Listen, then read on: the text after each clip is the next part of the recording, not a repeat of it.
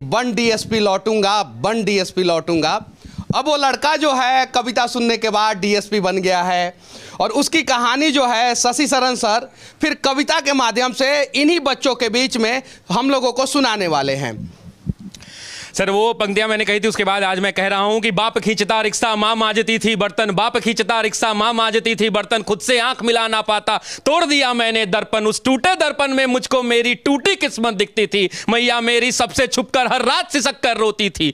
बापू का संघर्ष बड़ा था, जमाने भर से ताना था, बहन आधा पेट थी खाती, भूख नहीं है बहाना था, फटे जेब थे फटे थे कॉलर उनको भी सिलवाना था, बापू को था दर्द बहुत पर रिक्शा खींचने जाना था। कलम के साथ ही रिश्ता था, कलम दिन रात में घिसता था, हाथों में पर गए छाले पर जरा नहीं सिसकता था, नैन में तेरे जो सपना था वो हम सब का अपना था और उसको पूरा करने को मुझको तो आग में तपना था। छत जो घर की टपक रही थी उसको भी तो भरना था, जिस कर्म को जन्मा लाल तूने उस कर्म को पूरा करना था, पर वो से नाता तोड़ दिया, घर से भी मुख मोड़ लिया, पत्थर बहुत थे राहों में गिन गिन कर सबको तोड़ दिया। तो मैया को अब बतलाना है सपना उसका साकार हुआ और देख लाल आज उसका वर्दी में तैयार हुआ। तो मां मैं अब तुमको बतला दूं, तो मां मैं अब तुमको बतला दूं, पहले वाली बात नहीं, वो पहले जैसे दिन नहीं और पहले जैसी रात नहीं। अब बहना को कह देना आधा पेट न खाना है और कह देना पिताजी से अब खर्चा नहीं भिजवाना है, न तुझे मांजना है बर्तन न बाबू खींचेगा रिक्शा, देख सब दुख दूर किया पूरी कर दी हर इच्छा, देख सब दुख दूर किया पूरी कर दी हर इच्छा। कठिन तपस्या थी मगर मेहनत मेरा हथियार था, गुरुओं से लेकर दीक्षा तेरा लाल रन को तैयार था, सब्र का मैया बांध न टूटा मैं गला किस्मत का घोट गया, देख तेरा लाल तुझ तक बन डीएसपी लौट गया। तो इसको बोलते समय और लिखते समय मैंने जाने कितने रातों को मैंने गवाया है हमने जी इसके पार्ट 2 के लिए, और बस उम्मीद यही है कि ये छात्र जो गांव-गांव से निकल के आते हैं, कितने लोग इसमें किसान के बेटे होंगे मैं नहीं जानता, ये ऐसी कमरों में बैठकर पढ़ रहे हैं क्योंकि इनके माँ बाप जो हैं खेत में इस भरी दोपहरी में बैठकर हल जोत रहे हैं, ये वैसे परिवार के बच्चे हैं। तो इनका दुख दूर करना है, इनको पढ़ना होगा और इनको पढ़ने के लिए अगर किसी चीज़ की आवश्यकता पड़ेगी तो मैं खड़ा हूँ, खड़ा था और खड़ा रहूँगा। बड़ा दुख होता है जब ऐसे ऐसे बच्चे जो है पूरा हिम्मत और हौसला के साथ पढ़ाई करते हैं अपने माँ बाप का सपना साकार करने के लिए, उनके दुख को दूर करने के लिए, उनका इलाज कराने के लिए, और जब इनका पेपर लीक हो जाता है, जब इनको तारीख पे तारीख मिलता है, जब रिजल्ट गलत तरीके से घोषित कर दिया जाता है तब बड़ा दुख होता है। देखिए ये बिहार की विडंबना रही है, बिहार का पौराणिक इतिहास बड़ा समृद्ध रहा है, लेकिन बिहार न जाने किन कारणों से, खासकर बीपीएससी न जाने किन कारणों से बदनाम हो रहा है। ये आयोग की छवि इतनी धूमिल हो गई है कि इसको बचाना मुश्किल सा लग रहा है।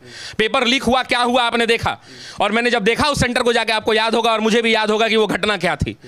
तो आयोग को इस पर विचार करना चाहिए। अब ये कौन लोग हैं जो बीपीएससी की परीक्षा देते हैं? ये बड़े बड़े अंबानी अडानी के बेटे नहीं हैं, ये किसी मध्यम वर्गीय परिवार से आते हैं जो सरकारी नौकरियों के पीछे भागते हैं। अगर जिनके पिताजी आज भी 2-4 करोड़ रुपए का 5 करोड़ का संपत्ति रखे हैं, वो अपने बच्चों को अपने नजरों के सामने रखते हैं, बढ़िया सा एसी दुकान खुलवाते हैं और बैठ के धंधा करवाते हैं। ये सरकारी नौकरी के पीछे इन बच्चों को भी सबसे ज्यादा उम्मीद शिक्षकों से होता है और पत्रकार में मेरे से होता है। हर जगह बुलाते हैं, हम लोग नहीं पहुंच पाते हैं, हमारी भी कुछ मजबूरियां होती है। ये सवाल क्या है कि अब इन्हीं व्यवस्थाओं से लड़ना है और इन्हीं व्यवस्थाओं से लड़ना है। यही लोग जब अधिकारी बन जाते हैं तो अपने कर्तव्यों को क्यों भूल जाते हैं? सर ये कड़वा सवाल है। डीएसपी या आईएएस आईपीएस कौन बनता है? ज्यादातर मध्यम वर्गीय परिवार के बच्चे बनते हैं कि नहीं बनते? ईमानदारी से दिल पे हाथ रख के बोलिएगा लोग। और जैसे आप लोग टॉपर होते हैं उसी समय से जो है करप्शन शुरू हो जाता है। उसके बाद से क्या होता है, अलग अलग इंस्टीट्यूशन में जो है आप लोग जो है पैसे ले लेके फोटो छपवाना शुरू कर देते हैं। सही है कि नहीं है? एक टॉपर का जो है 100 इंस्टीट्यूट छापता है कि हमारे यहाँ से इकोनॉमी पढ़ा है, ये पढ़ा है, वो कैसे? इन समस्याओं का समाधान कौन करेगा? मैं बता रहा हूं, कौन करेगा? तो आप लोग कसम खा रहे हैं कि आप लोग जिस दिन मतलब कि वर्दी में आएंगे उस दिन वर्दी का सम्मान बचाएंगे, कसम खाते हैं? देखिए सवाल यह है कि बदलाव कहीं ना कहीं से तो होगा, बदलाव कहीं ना कहीं से होगा और भरोसा है मेरे अपने छात्रों पर कि ये बदलेंगे सिस्टम को, अगर ये सिस्टम में जा रहे हैं तो, और ये जाएंगे और जाके ये बदलेंगे, ये तय है। और एक बात याद रखिएगा, ईमानदार अफसर की एक से एक कहानियां धूमिल होती हैं। कुछ लोग के कारण ये बदनामी तो होती है, लेकिन ऐसे ऐसे ईमानदार अफसर हैं जो झुकते नहीं है, डिगते नहीं है और उनके न जाने कितने ट्रांसफर हो जाते हैं, 3 महीना में ट्रांसफर होते हैं। तो वो वैसे लोग हैं जो समझौता नहीं करते हैं और ये सब जाएंगे तो वैसे परिवारों से ये लोग आते हैं कि कहीं ना कहीं ये जाके समाज के अंतिम वर्ग के लोगों का आंसू पोंछने का काम करेंगे, ऐसा मेरा उम्मीद है इन छात्रों। क्या तो ट्रांसफर के डर से आप लोग नहीं न डरेंगे? कसम खाते हैं ना? जिस समस्याओं को आप लोग फेस कर रहे हैं, एक बार रियलाइज कर लीजिएगा उन कुर्सी पे बैठने के बाद। जिस प्रकार से आप लोगों के माता पिता आज बीमार होंगे, माँ को साड़ी खरीदने का मन करता होगा कि किसी शादी में जा रही हूँ तो नई साड़ी पहन के जाऊँगी तो ज़्यादा अच्छा रहेगा, लेकिन वो लोग नहीं खरीदते हैं। कभी आप लोगों ने एहसास किया है? PMCH में हमारे बिहार के लोग मर रहे हैं, एम्स में मर रहे हैं। क्यों? क्योंकि सिस्टम में बैठे सक्षम अधिकारी जो है ना, वो अपना अधिकार भूल गए हैं। बस उस चीज़ को याद रखिएगा लोग, नहीं तो आप लोग भी जब वर्दी में चले जाइएगा तो जो इस कंधे पे स्टार लगेगा उसके चमक में आप लोग खो मत जाइएगा। ये जिस दिन अगर आप लोगों ने याद रखा ना, उस दिन हमारा बिहार बदलेगा। जब मैं बिहार से बाहर जाता हूँ ना, तो लोग गर्व के साथ कहते हैं कि हाँ, एक लड़का है जो प्रयास कर रहा है। सफल नहीं होंगे हम लोग, लेकिन जब आप लोग साथ में प्रयास करेंगे ना, तो हम सब सफल होंगे। हम लोगों से भी गलतियां होती है, सर से भी होती होगी, आप लोगों से भी होती होगी, लेकिन उन गलतियों से सीख के हमें आगे बढ़ना है।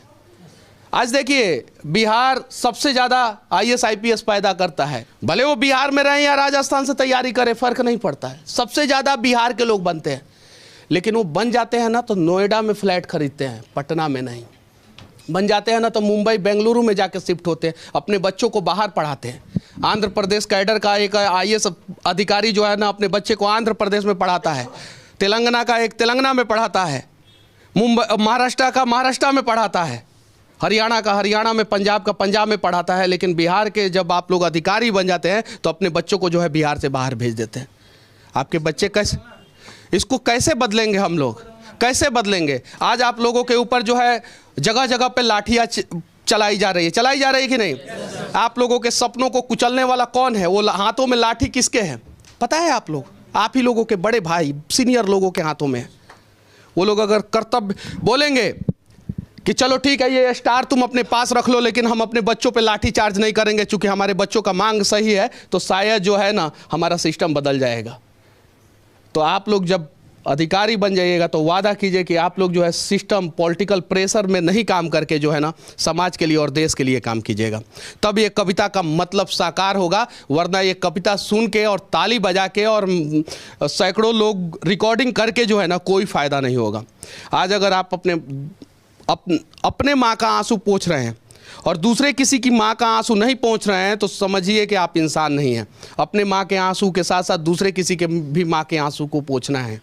देखिए मनीष जी, बिहार की रौनक को और बिहार के गौरवशाली इतिहास को लौटाने के लिए बिहारी अस्मिता को जगाना होगा। बुरी लग सकती है ये बात बहुत लोगों को, बहुत सारे लोग गालियां भी मुझे दे सकते हैं, लेकिन बिहार के लोगों को अपनी बिहारी अस्मिता को जगाना होगा। जिस दिन बिहार का बिहारी अस्मिता जग गया, उस दिन यहाँ का लाखों करोड़ों रुपया कोटा के जाके नगरी में नहीं पलटा जाएगा, दिल्ली के मुखर्जी नगर और करोल बाग में नहीं पलटा जाएगा, और बेंगलुरु और गुरुग्राम में बैठकर बड़ी बड़ी मल्टीनेशनल कंपनियां चलाने वाले लोग बिहार के पैसे से जिंदगी अपनी ऐश मौज की जिएंगे और वहां की तरक्की रुक जाएगी। अगर बिहार का आदमी बिहारी अस्मिता को जगा दे और बिहार का बच्चा अगर बिहार के शिक्षक से बिहार में बैठकर पढ़ने लगे, किसी की हैसियत नहीं कि बिहार को बदल सके, सब लोगों को वहां से बंद करके यहां लौट के आना पड़ेगा। यह हो सकता है कब? यह तब हो सकता है जब महाराष्ट्र की तरह लोग मराठी मानुस की जब बात कर देते हैं, तो बिहार के लोगों को अपने अंदर में बिहारी अस्मिता जगाना होगा। जिस दिन यह बिहारी अस्मिता जग गया, उस दिन यह बिहार बदल जाएगा। हम कोटा से बड़ा शहर बसा सकते हैं, हम दिल्ली के मुखर्जी नगर से बड़ा शहर बिहार में बसा सकते हैं। बिहार यूपी के लोग वहां पढ़ने जाते हैं, हजारों करोड़ों रुपए का रेवेन्यू हम उनकी सरकार को देते हैं, जीएसटी के रूप में टैक्स देते हैं। बिहार के बच्चे, बिहार के पेरेंट्स बैठकर ऑनलाइन कंपनियों का पेमेंट करते हैं जो बेंगलोर और दिल्ली में बैठी हुई कंपनियों के अकाउंट में गिरता है, और वहां की सरकार को हजारों करोड़ों रुपए का रेवेन्यू देता है।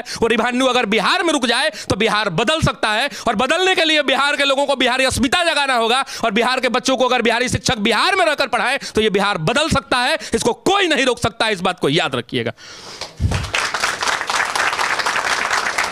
चलिए, तो एक प्रयास किया जाए अपने बिहार को बदलने का, और इस प्रयास में जो है हम लोगों को किसी का टांग खींचना नहीं है। अगर सपोज आप लोगों को मेरा काम पसंद नहीं है तो मेरे पीछे मत पड़िए, आप लोग मेरे से ज़्यादा अच्छा काम कीजिए।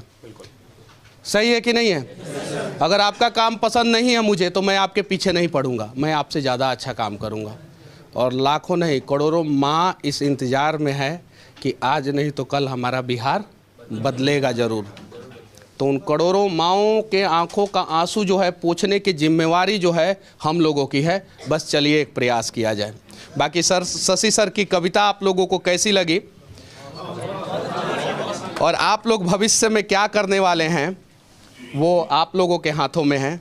बस वीडियो देखने वाले से मैं यही विनती करूंगा कि ये लोग तो तैयार हैं बिहार को बदलने के लिए, क्या 12 करोड़ बिहारी भी तैयार हैं बिहार को बदलने के लिए? अगर हाँ तो कमेंट बॉक्स में ज़रूर अपना राय रखें। जय हिंद।